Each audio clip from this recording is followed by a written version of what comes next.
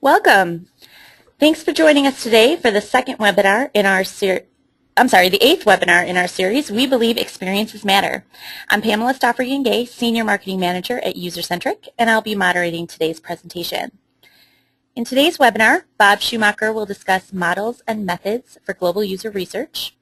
Managing Director and co-owner of UserCentric, Bob has more than 25 years of professional experience. Editor of the Handbook of Global User Research, which is the first book to focus on global user research, Bob has directed dozens of global projects and was the driving force behind the formation of the UX Alliance, an international network of 25 leading user experience research and design firms. He speaks frequently on user experience and user research at international conferences, holds several patents, and has written dozens of professional and academic papers. Before I hand this over to Bob, if you have any questions during the presentation, please use the GoToWebinar dashboard to send in your questions, and I'll compile them for the Q&A at the end of the presentation. I'll also be monitoring the chat window, so if there are technical issues, we will try to address those as best we can. If you're on Twitter, join the discussion during the live tweeting using the hashtag UXLunch. Take it away, Bob.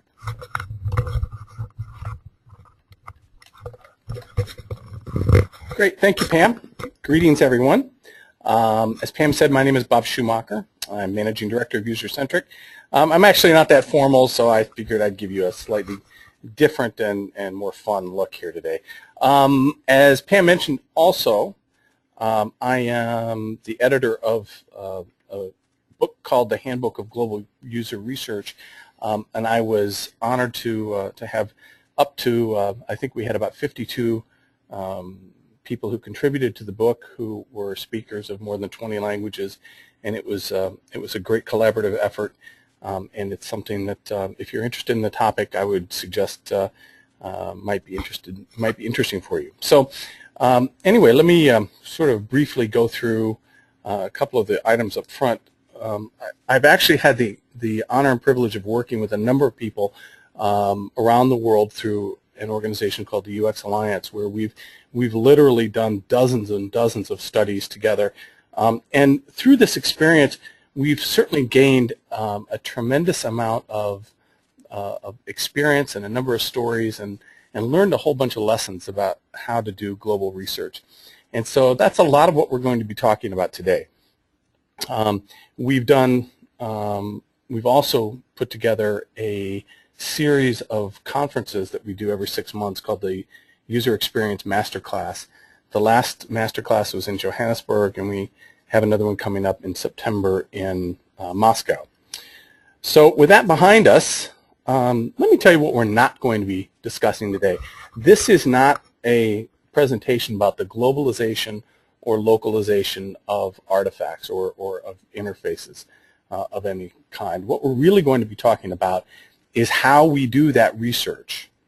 So when we look at it, one of the things that sort of struck me a few years ago, there was a book by Thomas Friedman called The World is Flat.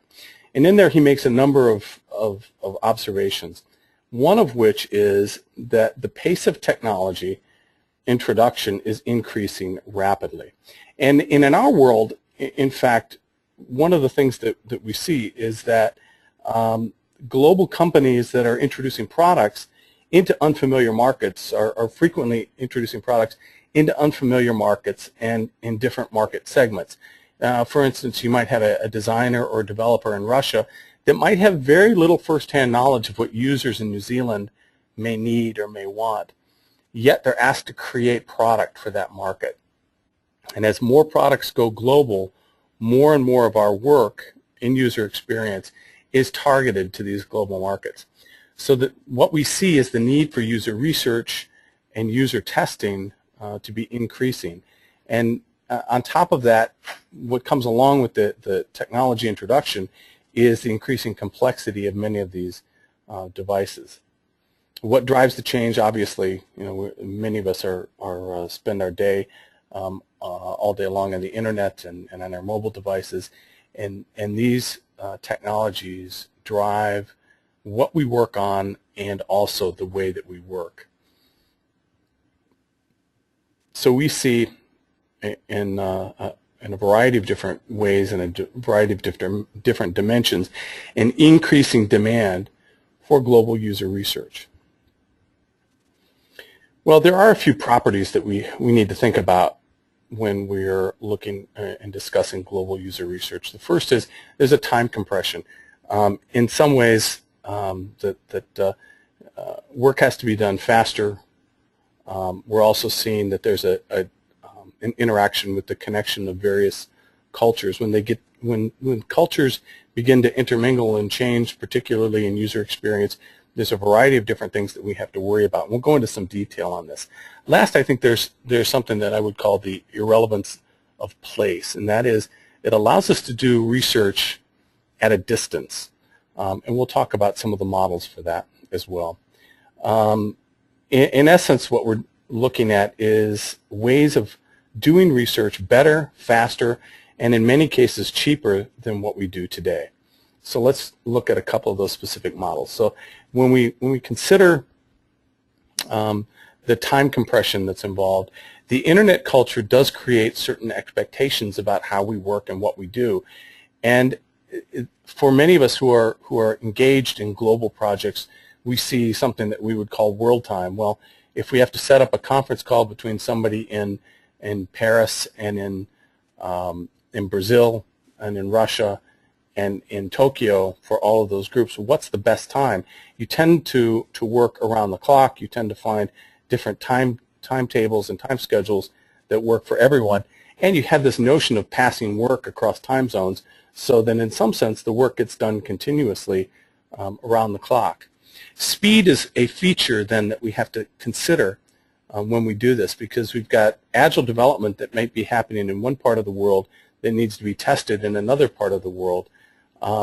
And it is possible with enough closely cooperating groups to do some very sophisticated things. For example, at one point on World Usability Day a couple years ago, we did an around the world review of a product in 24 different companies in 24 hours. So we were each able to do a localization review, or how well a product was localized across a single day. So we are able to coordinate, we're able to do things, but there is this expectation that time gets compressed.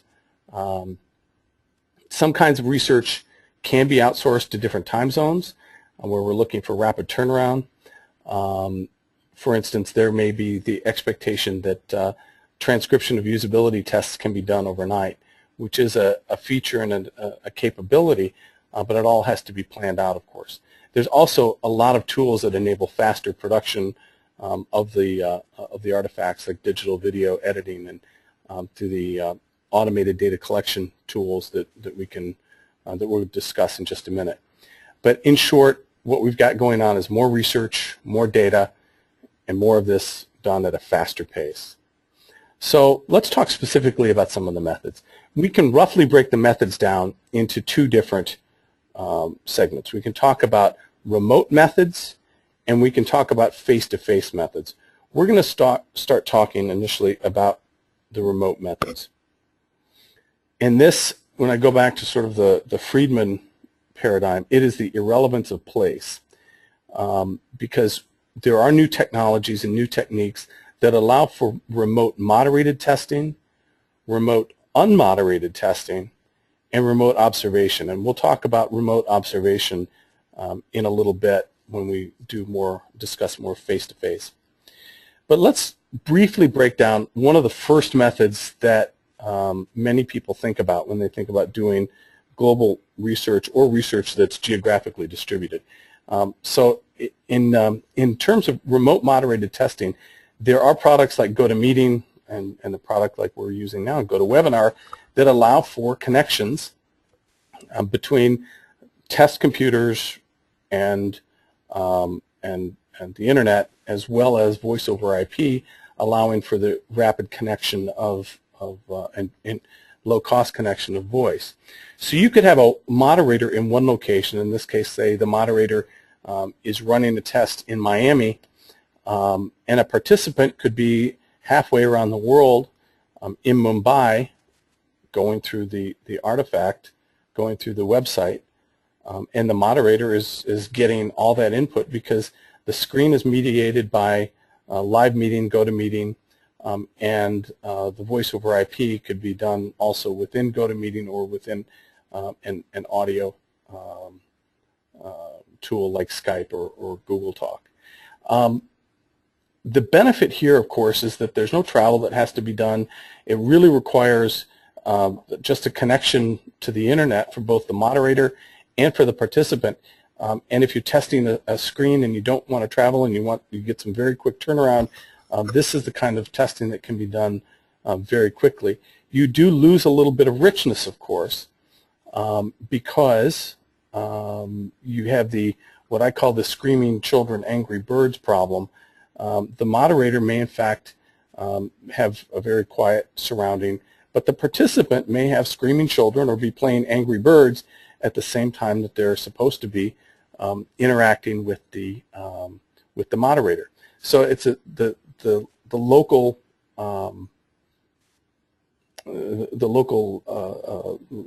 environment of the participant can't always be managed as well as one would like.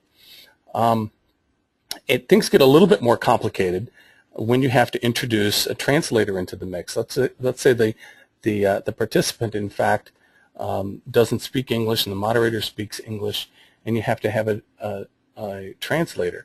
Well, the translator can be in a third location, and the audio out from the moderator is sent to the translator, and the translator speaks the local language of the participant, and the participant only hears the translator. And on the return path, the participant would speak local language, and then it would be translated back for the moderator. So they can go back and forth through the translator because the translator can be on the same cloud connection. Lastly, observers can watch this from anywhere in the world, and through a variety of different kinds of hookups, they could be connecting via voice over IP or via a direct phone line. We've done this several times. It works very clean and very reliably. There's a fair amount of good data that we can get using this particular method. Okay, next. Remote unmoderated testing. Remote unmoderated testing, in fact, is kind of the odd one out here. There are many tools that one can use to do remote unmoderated testing, but in essence, what it is the setup of a test on a website where users are either directed to go to or they get intercepted when they arrive at, and they're asked to participate in a study. They're given tasks, so they're asked to find an object on the website, for instance, and then at the end of the completion of that task, they answer questions about it. No human moderation is involved. It's all computer mediated. The benefit here, of course, is that you can actually get hundreds of users to participate, to agree in this kind of study. It's all done within their natural context. It's all done as if they're regularly logging into their account, and it's also done from could be done from many geographic locations. The browser bar at the bottom, as you can see right here, connects let's see if I can do that. Connects to the server. I didn't do it. Okay, go back. Connects to the server, and then the server just mediates the entire interaction. Many things can be collected here. You can get task success, you can get time on task, you can get satisfaction ratings, so that it can be a very robust method of recruiting and having participants join in a test. Tools, one of the tools that we use is Leotrace, is UserZoom, there's Vividence. There are a number of different kinds of remote unmoderated testing tools, but we found these tools to be fairly interesting and fairly robust for a specific kind of study. Usually, it almost always has to be web-based. So you've got remote moderated, where there is actually a live moderator connecting. Here, there's in unmoderated, there's no live moderator. It's all done through the web page. If we look at some of the properties, some of the other properties of remote unmoderated testing, there are different survey kinds of tools that are available, online card sorting, open or closed, standalone, or you can use it in task-based studies. Then there are, you can also use it as a user recruiting tool. So there are a number of different nuances of the kind of remote unmoderated testing, whether it's survey, task-based surveys like UserZoom, online card sorting, which you might see for optimal sort, and then a number of other survey tools. Moving on from remote methods, there are, let's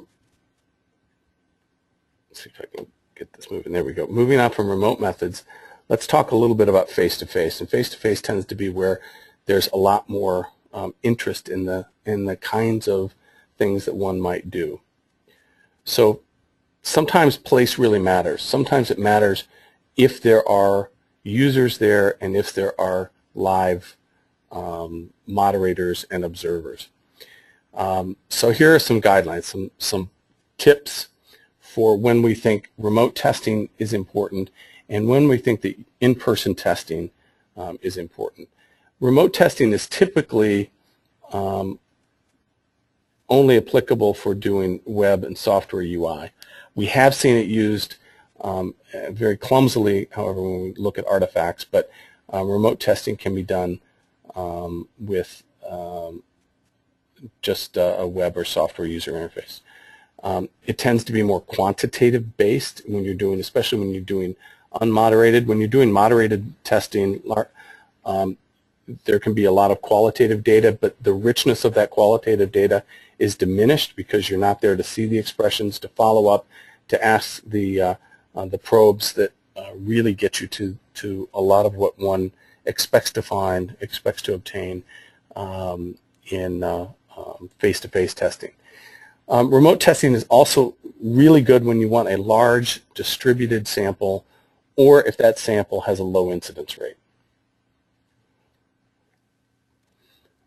It does tend to be cheaper, and it also can be conducted usually a little faster, but not always. There is a, it's also obviously, because it requires the use of the internet, requires a high penetration of reliable internet access. To do in-person testing, it almost always requires one to have, if you have a physical artifact, you almost always have to do in-person research. When there's a need for a rich qualitative feedback, it also is more beneficial to do in-person testing. When you need to have the human connection between the moderator and the participant. Also, and I think this is probably the key point that we drive home a lot of this, is when we need to ensure that there is a high level of consistency across locations. So often when we do global tests, what we're doing is we're testing in 3 or 4 different locations, 3 or 4 countries with multiple partner companies involved in the research. And as a result, consistency is a very important component. Also, if we're uncertain of the quality or environment, if you've never been to a specific location and you need to find that, you need to see it face to face to ensure that the quality is what one would expect, then it's important to do in person rather than remote. Some of the kinds of questions that we get that tend to lead us to global user research questions, things like what are the conversions Why are conversions lower in Brazil than in the rest of the world? What's the customer journey for the product in Japan? Do my translations into Spanish affect the user performance? Is our site perceived to be Chinese enough? That question comes up a lot, actually. We want to be sure that the site works, quote unquote, for our global users before it's launched in 18 countries. These are the kinds of research questions that often drive us to do face-to-face research. Now, this next part, forgive me for just a minute, but this is essential. You cannot and should not conduct user research unless you know what the purpose of the study is. Well, most of you right now should be rolling your eyes and saying, duh, of course. You should never do research unless you know why you're doing it. However, I would say 80%. To that, I'll say 80%. And that 80% means that much of the time, in fact, most of the time, what we are doing in global research or in research in general is not spent on what we would call the technical, the pieces of the research that have to do with answering the objectives of the study. It's on the planning and logistics of that study itself. And if we don't plan the conditions acceptably and correctly to collect good data, we will never get to the ability to answer the reasons or answer the purpose of doing the research itself. So whenever we're doing, let me just kind of restate this again another way then. Whenever we're doing or planning global research, we have to spend at least 80% of our time thinking about the planning and thinking about the preparation before we can go in to even think about doing the artifact itself. Because if we don't have the right interpreters, if we don't have the right facility, if we don't have the right partner in place, if we don't have all of the planning and preparation done, we will never be able to ask the question and answer the kinds of problems and concerns that we have in doing the research.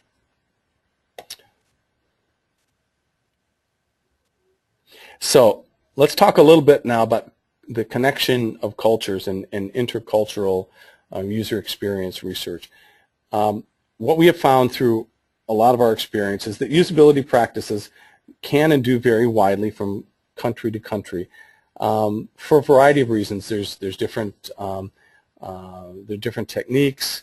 There's different history. There's a different culture. There's a different university philosophy for how people are trained. But many of the issues that we consider for field work before we go out and do the planning they're really important. We have to get the right moderators. We have to get the interpreters in place, the recruiting, the incentives, the facilities. In short, in our view, it's impossible to over-prepare this, to check and double-check. And I'm going to give you a few anecdotes along the way of things that we've learned that are important when doing research. So I think there are many different ways in which we can think about doing global user research. We talked about doing remote, and now we're into talking about doing face-to-face research. But there's another way that we can break this down when we start to think about doing face-to-face global user research. On the one hand, we can travel to each of the locations. If we set up a situation where we would have 4 different countries that would where we would have to do the testing, we can travel to each one of those 4 locations. And or the other is what we'll call the over-the-transom model, where we work remotely with all of our local partners. So we set up all of the moderators guide and the screeners and all of that and send them to each of our partners, and they execute the research and get the results back, and we'll aggregate and report those results. So let's consider those 2 different approaches for a minute. The first, if we're going to travel to each of the destinations. So we've got 4 destinations. Obviously, the biggest cost here is time and money. You have to get there. I mean, oftentimes when we're talking about doing global testing, at least what we see for the kind of work that comes in for us, there's a lot of emphasis on the developing world. And coming from the Midwest, that means a lot of travel. And so being on airplanes and traveling around the world takes time, and it's also very expensive. The benefit of traveling to each of these locations is that we get a richer data set. We get a higher consistency of the field work from location to location because we're there, obviously, supervising it. There's also a lower risk of failure because, again, being on site and watching all of those sessions, if there's anything that comes up, and there inevitably are questions that come up, we can help answer those questions as they occur. If we work remotely, there is a cost here, and that is there's a tremendous amount of worry whenever you throw the guides over that somebody's not going to understand something the same way it was intended. You don't have the opportunity to do the briefing. There's not a human connection between the lead agency or the lead person who's working on the research and then all of the local partners that are involved. There can be quality issues and consistency issues for how the data are collected and reported. And especially if reporting is done, do we know that the same question, and if there's one thing, I guess this is the main thing. If there is one thing to take away from the entire presentation today, it's this. Whenever you're doing research in multiple countries, you have to make sure that you're asking and answering the same question in the same way in each of these locations. So making sure that is done properly is harder when you're working remotely. Not impossible, but it is more difficult. The benefit, of course, is that there's lower cost and that there's a faster turnaround, ostensibly, because all of the groups can actually be conducting field work at about the same time.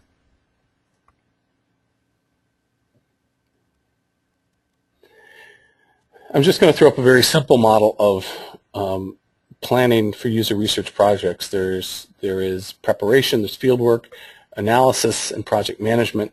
I'm not going to talk in detail about the details of things like field work. What I want to talk about is the elements of global research that affect each one of these factors at some level.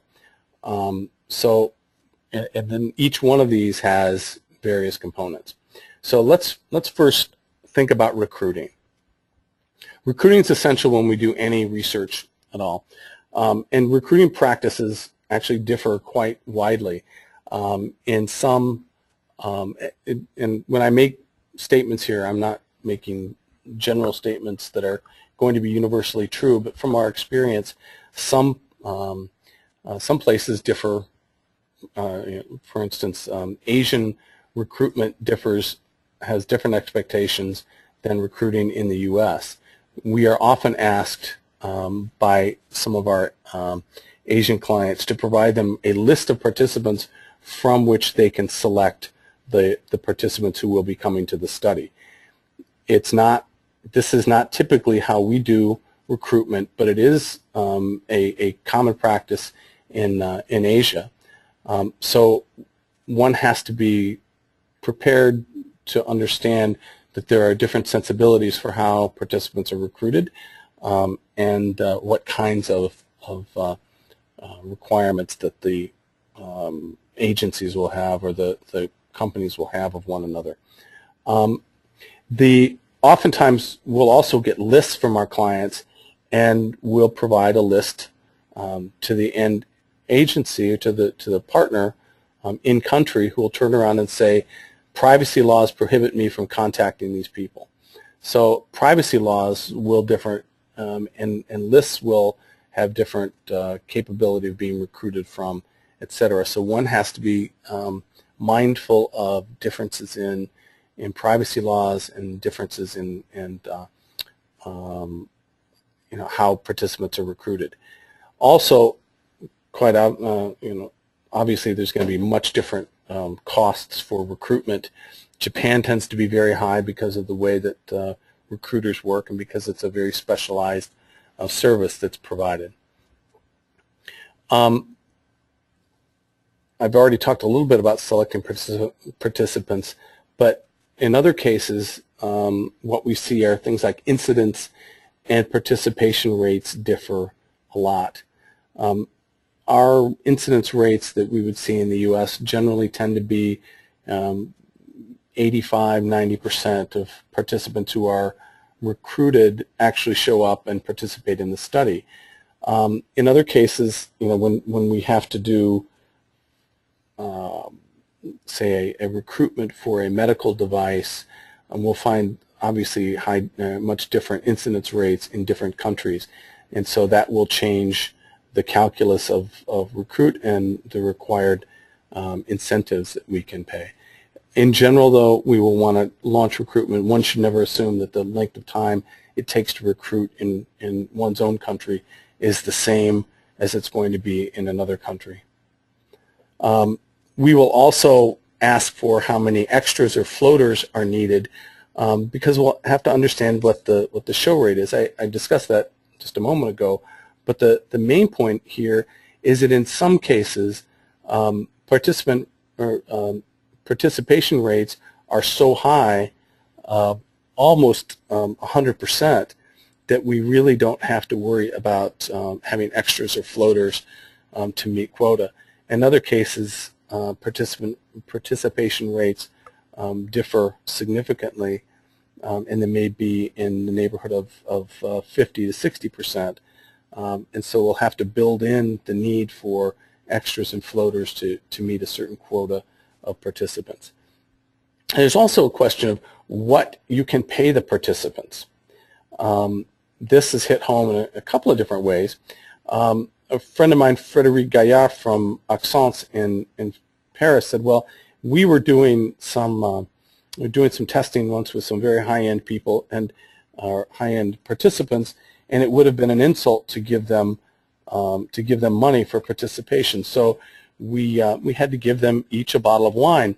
And to that I say, vive la France, because that's, I think, a very special way to incent your participants. Similarly, if you need to test in Sweden and also in many countries, I'm not just picking on Sweden here, but you have to find creative ways to incent participants because you simply cannot give them cash because that turns into a taxable item. And everything that gets given out turns into a taxable item. So, maybe offering somebody 200 euros is not that much of an incentive because it has to be reported. So I have to find another way to participate or to incent participants. So reaching further into the bag of tricks here, we've got some pointers here for things that we've learned about working with interpreters.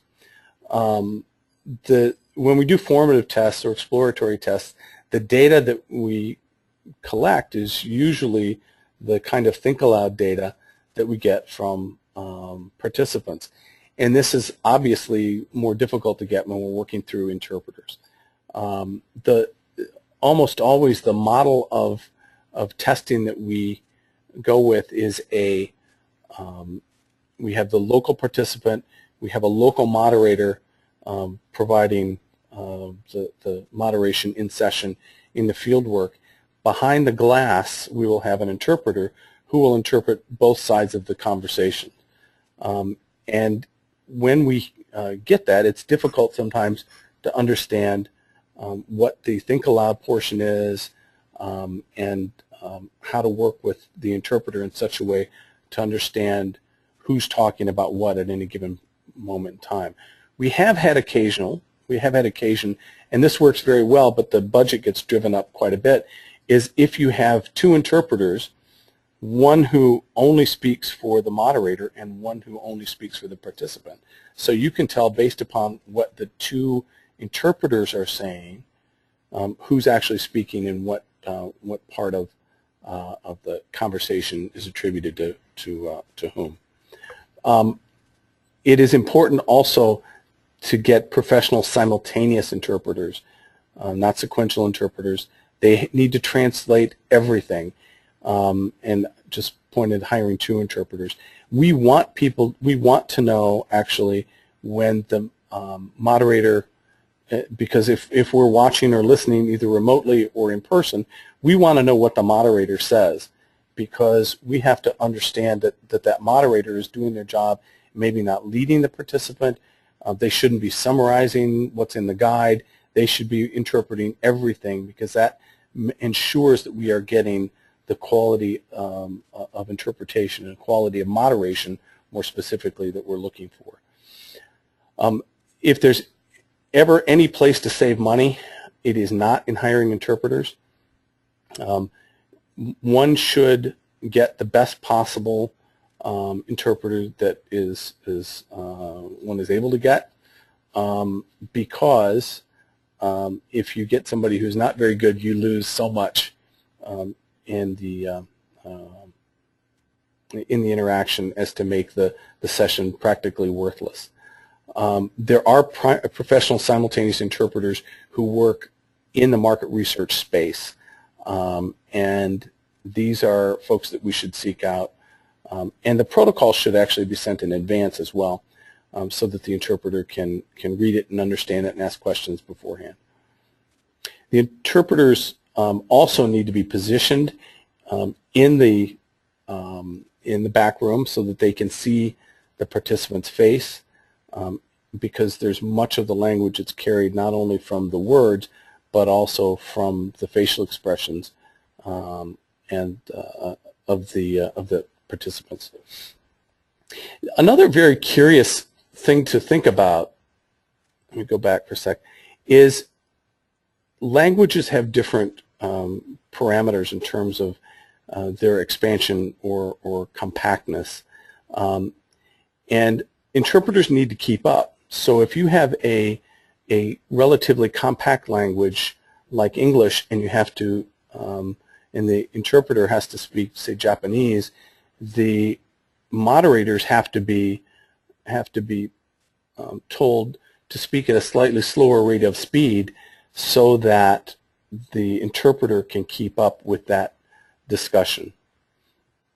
It's something that was driven home when I had a moderator with a very fast rate of speech, and they about blew the head off of the interpreter, who couldn't track because she was speaking so fast and speaking in a language that expanded to about 30% of 30% more than the equivalent in English. So make sure that the moderators speak at an appropriate rate for the interpreters. I mentioned this about interpreters seeing the participant's face. There's frequently a question of what is the ambient language in the observation room. Sometimes in the observation room, when doing these studies, you have two different languages going on. Obviously, you have the native language, and then you have the interpreted language. What's the language that everybody in the room is going to hear, and what's the language that people need to hear over the headphones because they'll want to watch in real time? Well, our rule of thumb typically is whoever has the most number of native speakers gets the ambient language, and then if you need to, then everybody else will get the other language, the second language, over the headphones, so that you have fewer people with headphones on in the back room as possible. There may be other observers listening around the world in different languages, and we'll talk about that in just a minute. One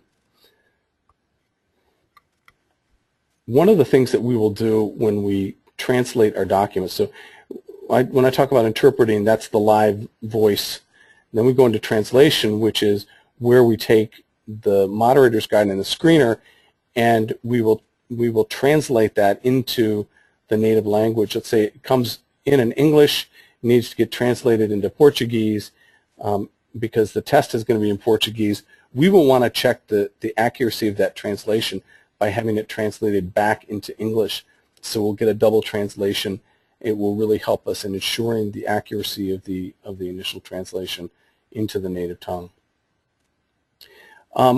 In terms of planning field work, our rule of thumb is that we typically want native speakers, or or highly fluent non-native speakers where there's not very much of an accent at all. We don't want to introduce any artifacts in there if we can, and there's nothing, if you're going to travel halfway around the world, you don't really want to have a non-native person doing the moderating. Also, we have to consider what time of day that sessions can be scheduled. How many sessions can the moderator do per day is also a variable that we look at between companies. Doing planning, we have to be mindful of national, cultural, and religious issues. These tend to be things that come up and bite you fairly severely if you're not well planned. So whenever asking for available dates or assuming available dates for doing field work, make sure to work with the local team that you've got in place to eliminate any of those kinds of problems. Well, how do you find those teams? How do you find groups that can help you, either if you're going to be doing the work face-to-face or whether you're going to do the work, manage the work remotely? Well, there's always asking the colleagues and clients and other folks who do this kind of work.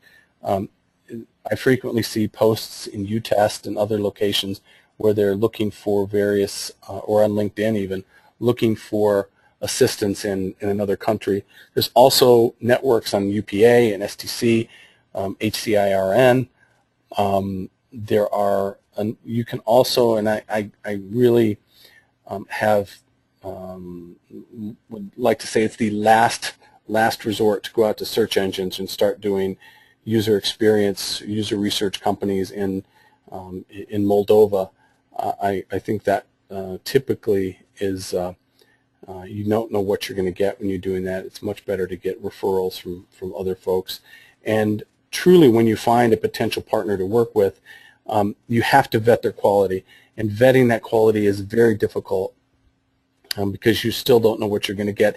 If you wind up working with people with whom you do not have any sort of connection, I would strongly suggest that you travel to that location and watch the testing live. But check references, ask for CVs, ask about their experience with foreign clients and other recent clients. Also be aware that business practices tend to vary widely country to country. Confidentiality and propriety of information are not viewed similarly, and be very careful that that's all closely held and held in, and that all the documentation is in place. Project timelines and urgencies can be very elastic depending upon where you are. Budget, currency, payment terms, etc., are hidden costs that have to be factored into doing any research. So if you need to test in Brazil, I would plan a lot of time between sessions because participants are on a slightly different clock, and so they may show up an hour after the scheduled time.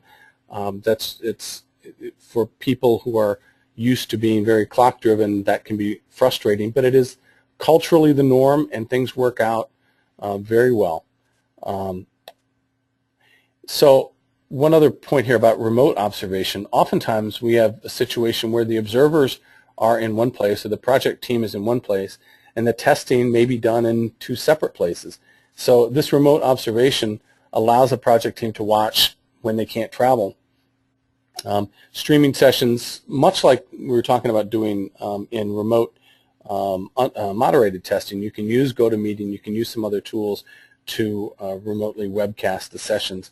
But this should always be done on a best efforts basis because there may be problems with internet here and there that would make it not possible, or even time zones even that make it very difficult to stream sessions live.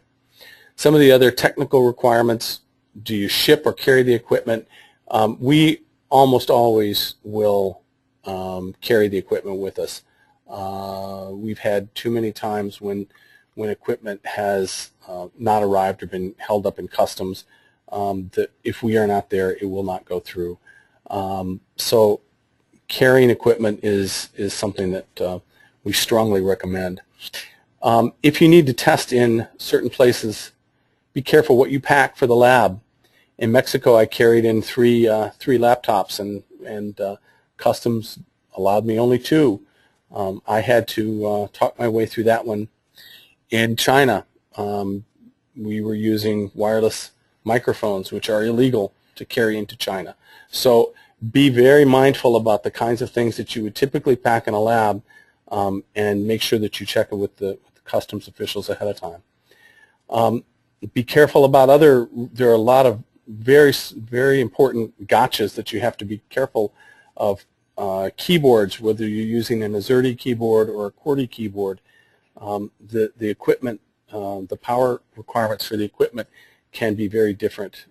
Even some places have different voltages within the same city. And you hope often that there's going to be power. So if you're going to test in India, you have to have a backup plan for the internet in case of a power loss or if there's monsoons. So be mindful of all of the various requirements of the technical pieces of your study. Facilities are always unfamiliar and often out of control. Looking at pictures over the internet of a facility is hard to judge, very hard to judge. Not much guidance here other than you can find facilities in a lot of different places. The SDC website, Quirks, has a website. There are a number of different places to find market research facilities in each of these locations. Be careful of the times of day in which the facilities are open. How willing are they going to be to accommodate late sessions, and are they sophisticated technically? Typically, we find that the technical sophistications in a lot of market research facilities is pretty low. Go back about Mexico real quick. Some respondents, if you're looking at facilities, some respondents won't go to test facilities. So testing has to be done in hotels, especially for the high-end clients. Budgets are always up in the air. It's typically more expensive, and then there are a lot of extraordinary expenses. So for instance, if you have to test in a place like Kenya, you have to budget for security guards oftentimes. When we look at test planning, overall, this is sort of the wrap-up piece here. When we do our test planning, we have to identify all of the points, from the objectives to the design, to the screening criteria, to the moderator's guide, to the facilities, to our partners, et cetera, et cetera, et cetera. And budget, time, effort, energy, because you cannot be over-prepared and over-planned for this. And with that, we have about 10 minutes left. Okay, I have a couple questions here. First question, where should the interpreter sit during one-on-one interviews? Yeah, I did address that a little bit, but let me make another point here that there's, in some cases, what we've seen is that the interpreter, sometimes people will want to have native language or I'll just use English. If I'm going to moderate a session in Germany, for example, there are some cases, some models where the interpreter will actually sit with me in the test room, and I will moderate the test session in English, and the interpreter will do the work right there. We tend not to like that model as much because it introduces another artifact into the test. The fact that, in this case, the fact that I don't speak German. So we believe it's better to train up the moderator as best as possible, and then put the interpreter on the other side of the glass with the observers, and they will be listening in that case, listening in German and speaking in English, so the ambient language in the observation room would be English. That's my preferred method for doing this. The next question is, how do you handle conveying different design conventions, aesthetics, best practices to clients? What is the mix of this type of education with pure research findings? Okay, so how do you mix? I'm not sure I'm totally understanding because it's with clients. How do you mix these design conventions and communicating them with clients? Is that a fair summary? Right. So in the multiple countries, across different cultures. Okay. Well, there's really a couple of different design approaches. One can either try to go after a global design that will work universally across the platforms. There may be a few tweaks here and there. And then there's another approach, which would be a much more localized approach, where you would try to make the website or the design look as local and as native as possible. So the difficulty is you have to choose a design direction oftentimes. And so when you're doing testing, if you're looking at global, you're trying to make sure that it is as good as it can be for the market, knowing that you're not going to make uniform changes across across the product set due to variations within each market. If you're looking at a localized approach, however, you're trying to make everything look as native as possible, and so you try to bring in as many of the nuances, as many of the local conventions as possible. And so it's getting to those specific elements and making it feel Chinese or feel Indian is really important, and not feeling, I guess, higher up. Not sure I hit that one. What kind of cultural education preparedness do you have to do before going into a new global study? So, for example, the polite way to greet people or assumptions about product usage. Yeah, that's actually a good question. We do actually spend some time with doing research on the web if we're unfamiliar with a particular culture, understanding the geography, understanding as much as we can about the country, because when people begin to talk about where they come from, what language they speak, where they maybe what they ate, it does affect how we perceive the changes that we want to make. What's most important, though, from a design standpoint, is understanding. We were doing research for a hotel company, and we went in country, and everybody who came in talked about 2 or 3 different websites. And had we not known about those competitor websites before we got there, it would have taken us 2 or 3 sessions to really get up to snuff, or really understand how this thing worked and what their basis for comparison was when they're testing this particular site.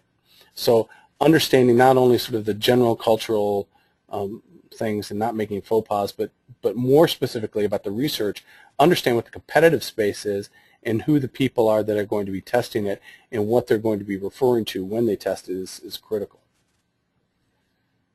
You touched on this a little bit, but maybe expand a little bit more. What recruiting services do you use when doing a remote test? Do you use multiple recruiting companies in each local area, or one global recruiting company?